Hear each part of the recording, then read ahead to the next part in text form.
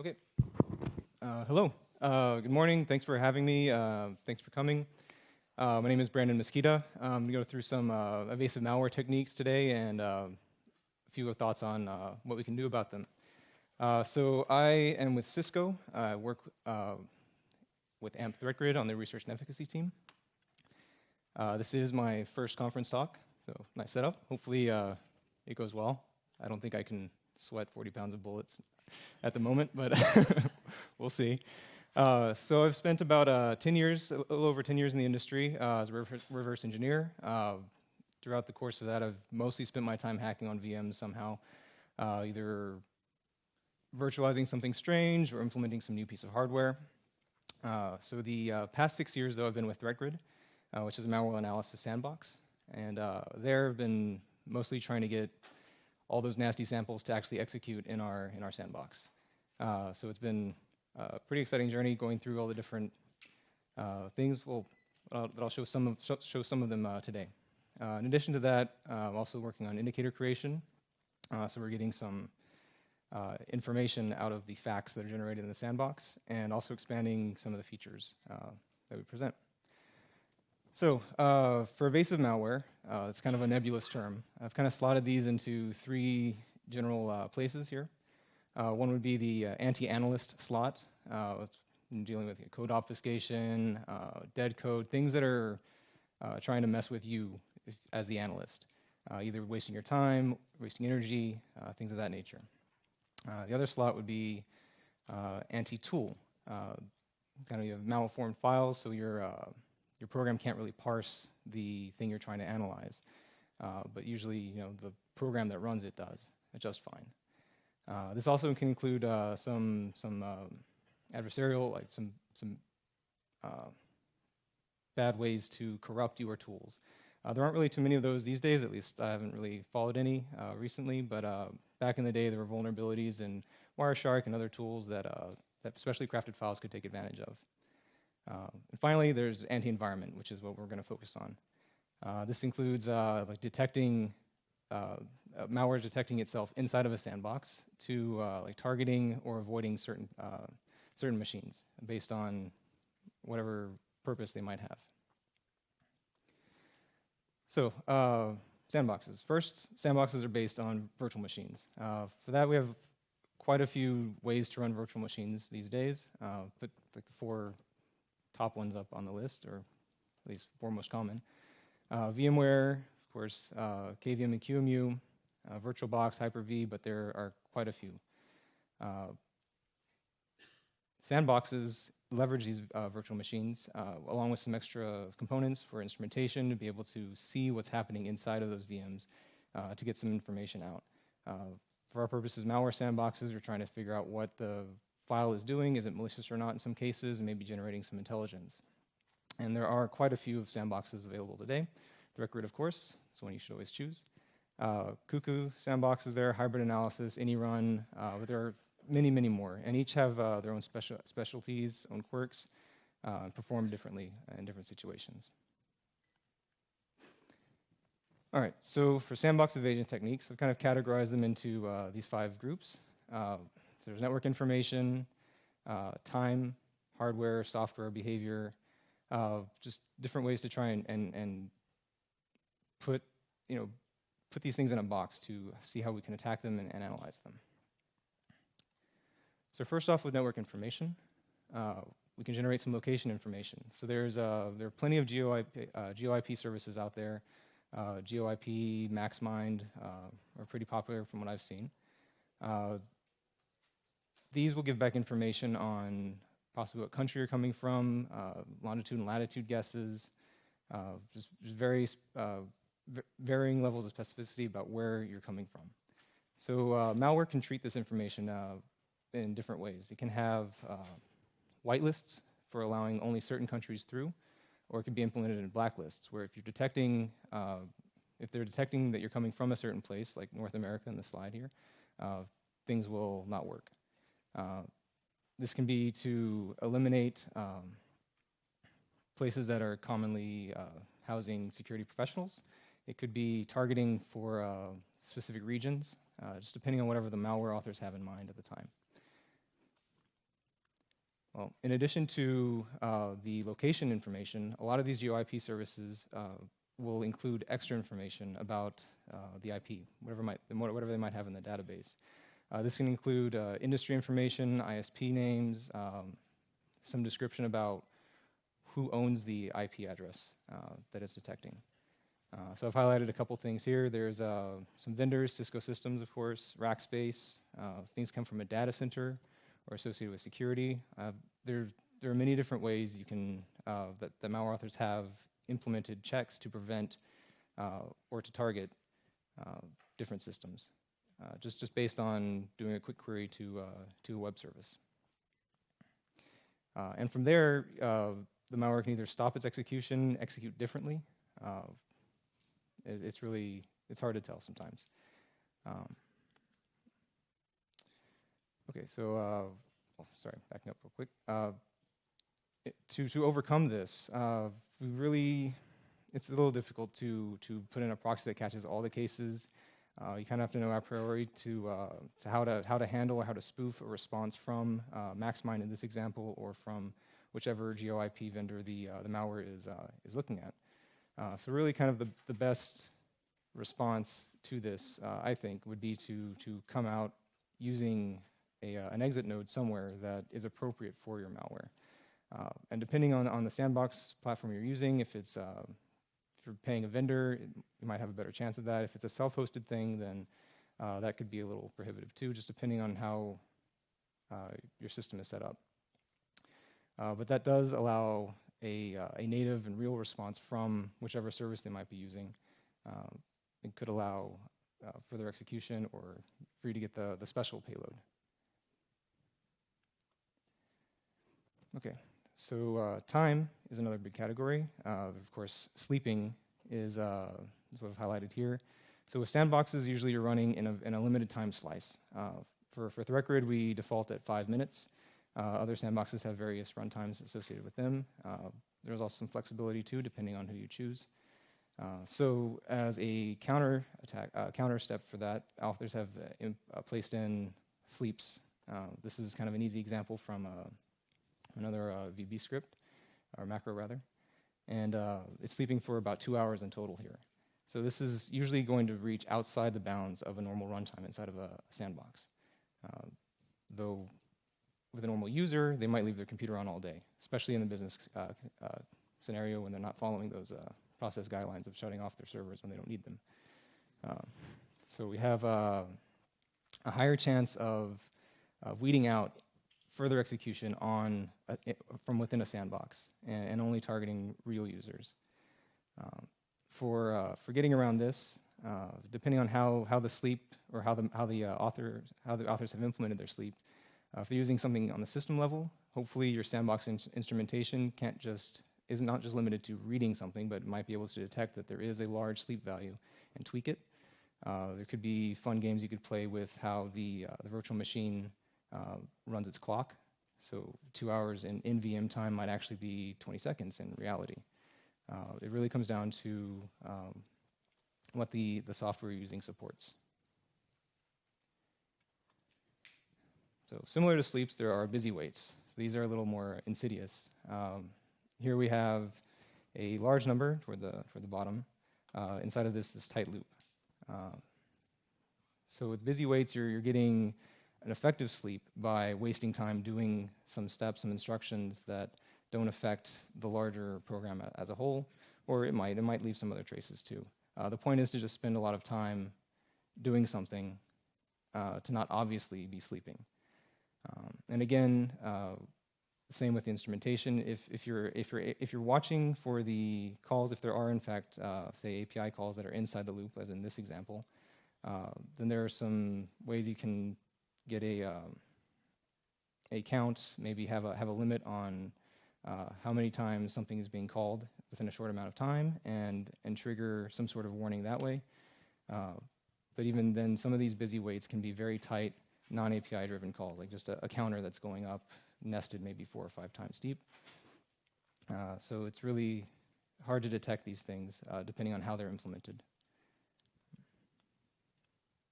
Another mention with time, there are also some evasions that are specific to dates. So we've come across a couple samples that only work on Wednesday, for example, and or they might only function for up until maybe like the January of 2017, and after that, everything's shut down. Not just on the command and control side, but the actual malware that's running will detect the date and then change its behavior. Typically, we've seen the behavior terminate, but it's just as easily implemented to do something different. This could be anything from getting a red herring downloaded, maybe misattributing some threat intelligence that's being generated through the sandbox, or just trying some old attack that the malware authors know isn't going to work anymore. Okay, so we can also do checks for different software. Here, this example, this is from a .NET application that pulls down a list of processes and checks the query list against a blacklist, essentially, that's stored within it. So these checks for antivirus software can cause the malware, again, to either stop its functionality or change to a different tactic. And these checks aren't just limited to looking for active processes. So we've seen checks against the file system where you're looking for like trace files, maybe a DLL associated with a particular AV vendor, or some other files such as, for example, clams signatures that are downloaded.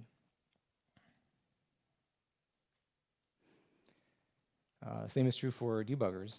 Here it's the same program, but it's checking for an actively running Ollie debug process.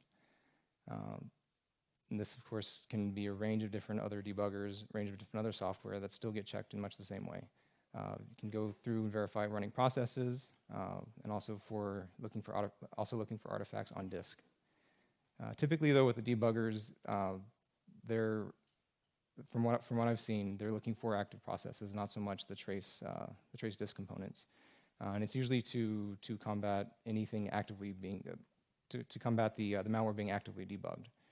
So this is in addition to any like is debugger present checks that might be at the beginning of the program. And this extends to analysis tools as well.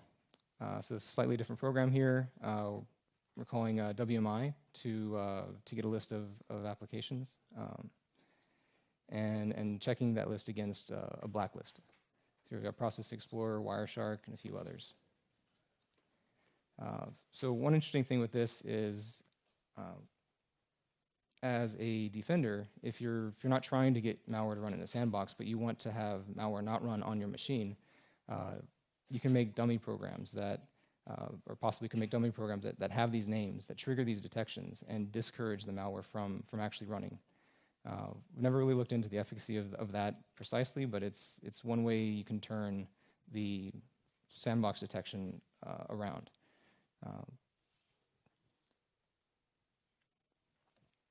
All right, so moving on to hardware. This group I kind of call the minimum requirements list, where you must have, in this example, a dual-core at least processor. So again, we're looking at WMI, which is a very easy way to query for the CPU count. But there are many other ways, all the way down to doing some tricks with the PEB, process execution block, just to get different ways to get the same type of information. We see a lot of WMI since it's very easy, it's very accessible. You can use it from a variety of different of implementations. And in this case, this is coming from another word macro.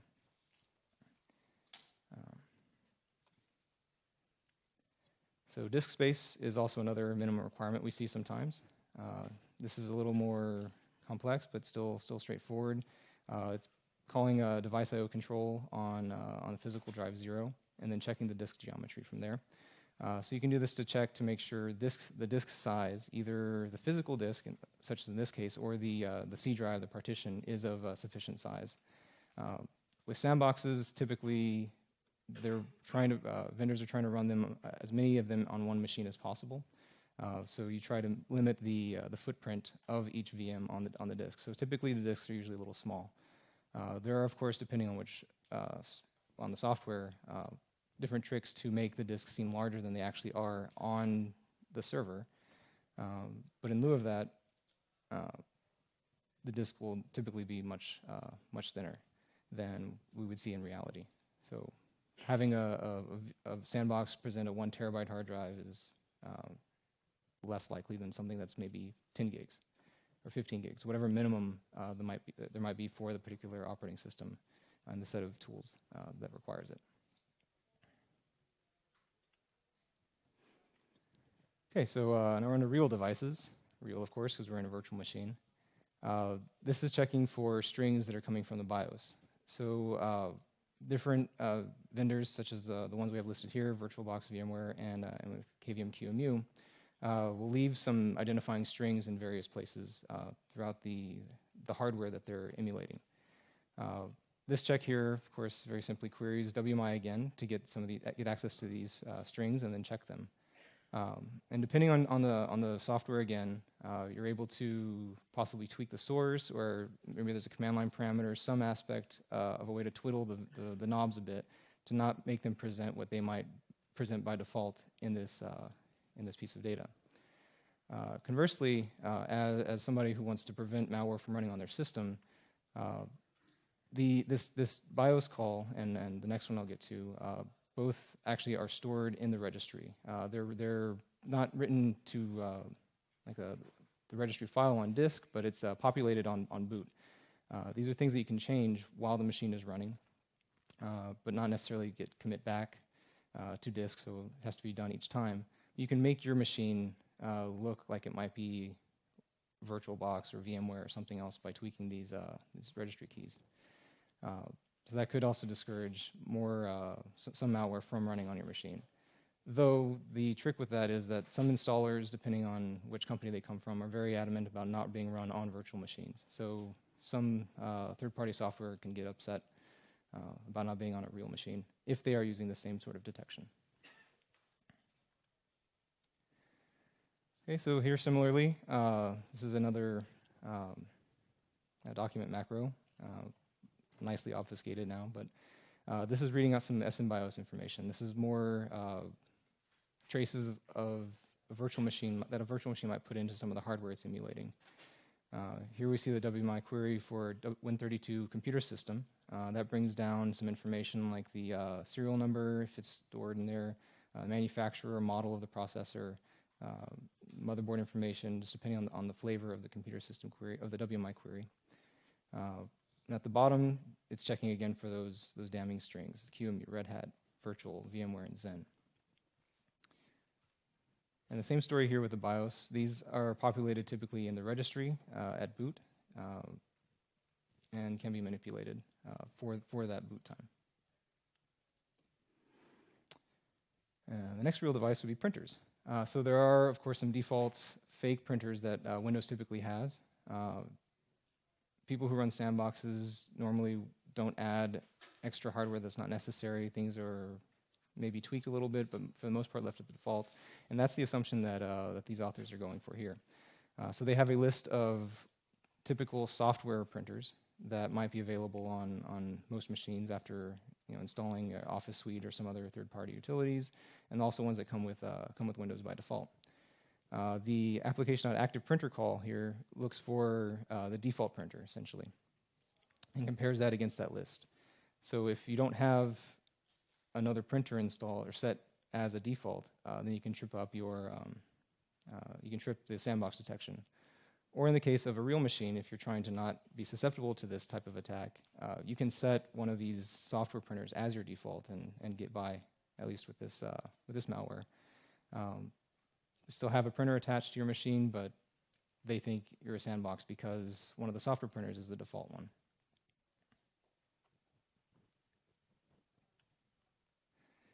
All right, so this is more behavior side now, an active behavior. So input detection is very, very common, and yeah, I finally found a good GIF to, to help liven things up. I'm not really good at finding funny GIFs, apparently. So in this code snippet, it's grabbing a timer value, get tick count. It's getting the tick count from the last time input was recorded, so this could be keyboard or mouse, and then comparing them. And if the difference is small enough, I think it comes down to like 0.1 second, then that malware thinks that there's no activity, there's no input detection, so then it quits out early. So there are various ways to get around this. Depending on your vendor, you might have some capability of getting into and manipulating the sandbox directly. Say something similar to like a VNC session, getting in there and moving the mouse yourself. But that doesn't really scale too well. Other options can be having some automated process to emulate inputs, like the Sippy bird is doing here. Just don't blow up the nuclear power plant. But this unfortunately doesn't really have a way for us to use it as a way to keep malware off of our personal systems. Basically, you just don't touch the computer, which means you're not using your computer. Okay, so other active behaviors are on-close macros, and this is both for Office documents, PDFs, and a variety of other things. The auto-close call here triggers when if it's inside of a Word document, when you close that document. So it's a function that gets automatically called upon closing, and things get executed. So with sandboxes typically are good at launching things, and then what happens? It sits and waits for its runtime, and then everything gets unplugged. But the processes that are running don't actually get individually turned off. So this evasion mechanism is trying to leverage that by assuming that somebody who's running this in a sandbox won't ever close the thing, and the macro won't ever run. However, a real user would eventually close a document, or at least we'd hope so. Well, seeing tabs on my browser, I don't close anything. But for Word, you definitely want to get off of Word, get out of the work mode, and that would in fact trigger this effect. So for getting around this, having some way to automatically close programs before shutting down our runtime for a VM could be capable on certain vendors or not. This is also very closely linked to having automated input, as seen in the input detection previously. Okay, so this is more of behavior traces that might be on a system. So this one's highlighting a check of the count of recent files one might have on in their Word history or Excel history, something like that.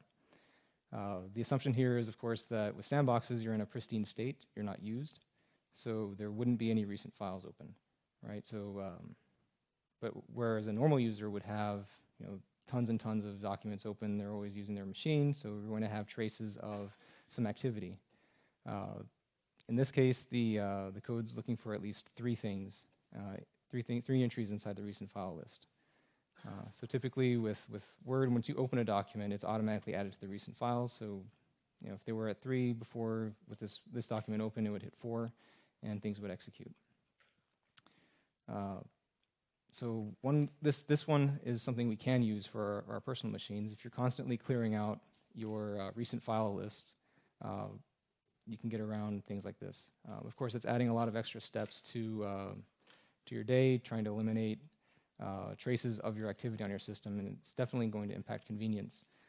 But fortunately, there are auto-close macros, so you can possibly implement a recent file clearing thing in the auto-close macro. Okay, another thing you can do from a Word macro, for some reason, is see the active tasks that Windows is running. So in this case, it's looking for quite a few number of active tasks. These tasks can add up very quickly with different invocations of SVC host and a lot of other things that Windows is typically doing. But it's banking on the idea that a normal user would have multiple programs active at the same time. So these authors kind of gauged their guess at 50 results from pulling task count down, and assuming that anything less than that would be a sandbox. So again, with sandboxes, their assumption is we're going to launch the thing that you give us, but not necessarily have all these extra things running. So one way to get around this, again, for your own machine, would be to only do one thing at a time, which isn't also very practical, but at least you get focused. All right. So the list of techniques that I've gone over today are definitely not comprehensive. Like, there are lots of other different ways of doing things, some more subtle than others. And there are a couple great projects out there that try and sum things up to help us check our machines. One of them is PA-Fish. I've got the link up there. This is readily findable on Google. I guess the slides will be available at some point as well. So PA-Fish started out just as a C program, but other companies have taken the idea and implemented their own versions. Implemented one in a Word macro. There were a couple slides that had some of those screenshots in them. But it's a very easy yes/no, pass/fail sort of way to check things, and it goes through a wide variety of checks and tests to give like a really good idea of how susceptible your machine is, or how much your real machine might look like a VM to some places. And depending on the age of your machine and the components that are attached to it, some real machines can look very much like a virtual machine. An alternative is Alkazer. It's basically the same idea as PA-Fish, just different developer, and they often have a different set of VM checks as well. There's quite a lot of crossover though, but they're still good to have on either side. All right, so thanks. In summation, I hope this has been a pretty good introduction to some evasive malware techniques. Hopefully you got some juices flowing. If you have ideas about different ways we can check for VMs, please check Alkazer and PA-Fish to see if the technique's known. If it's not, then definitely add it. It's an open source project. It will benefit the community. And just any other ideas for evading the evasions are always really fun to think of. So thanks. Any questions?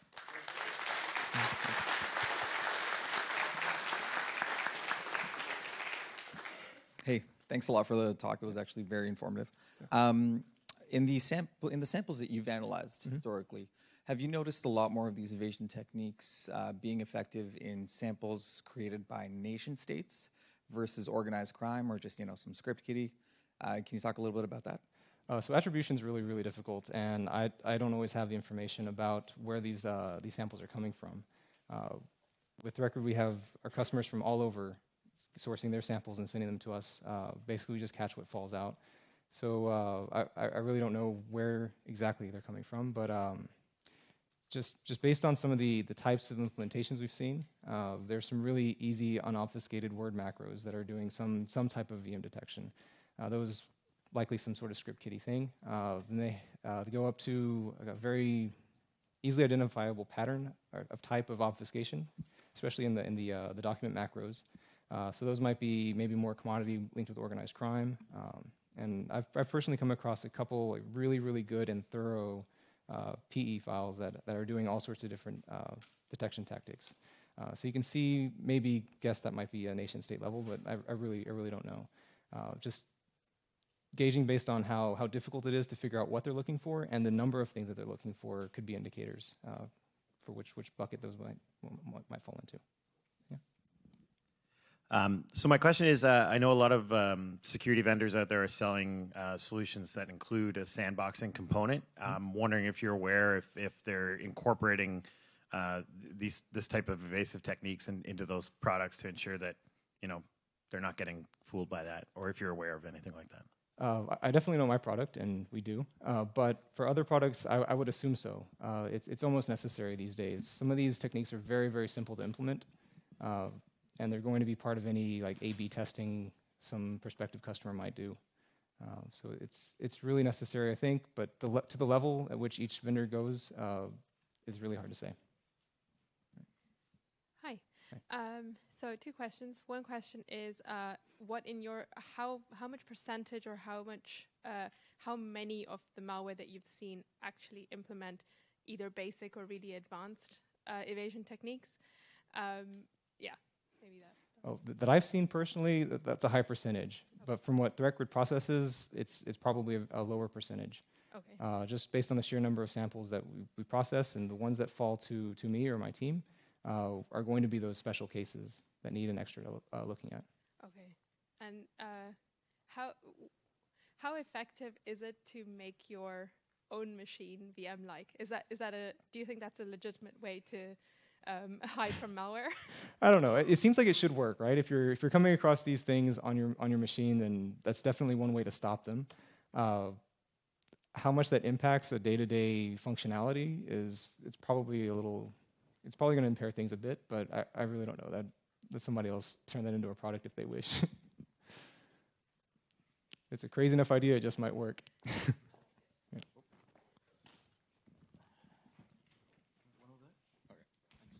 How effective is it to look for some of these tests in a static detection environment? You know, dynamic, for those who don't know, you're actually running the software and seeing its behavior. In static detection, which can be faster, you're looking for, you know, loops and things like that might be obfuscation techniques. How many of these can be easily tested in a static environment? Quite a few of the examples I showed can be, actually. For some of the harder loops that you mentioned at the end, some sort of symbolic analysis might be effective.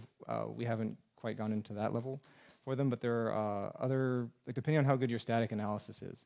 If you're able to deobfuscate macros slightly or know what they're actually trying to call, or if you can see the imports for a particular PE and make some assumptions based on those things, then you can have some pretty decent, maybe not 100% indication that this is doing some sort of VM evasion, but at least something to know that you should look at this. And that's, of course, aside from just straight up detecting those sensitive strings like, you know, VMware, KVM, those sorts of things. And we have one last question over on this side. So I haven't looked at this stuff in a while, but back in the day, we had seen evidence of samples that would look for things like to obfuscate or to check the time thing. They would actually look to see what time it was out in Google and Apple to see if they were in a sandbox or being time pushed. And the other thing was we'd seen some samples that would actually look to see what their gateway was so that they knew that they were in the target corporation. I guess they'd mapped all the proxy IPs. Do you still see those kind of samples today, or is that something that they've moved away from? I personally haven't come across the latter parts that you've described. We could probably find some if you know, we've got quite a big database to go through. But the former, yes, having checks outside of just the regular system clock, we've definitely seen those. And it's really annoying when they check Microsoft's time, because then we just chuck that up to Windows doing its thing. So, yeah. Thank you. All right, we're out of time. Thanks, everybody.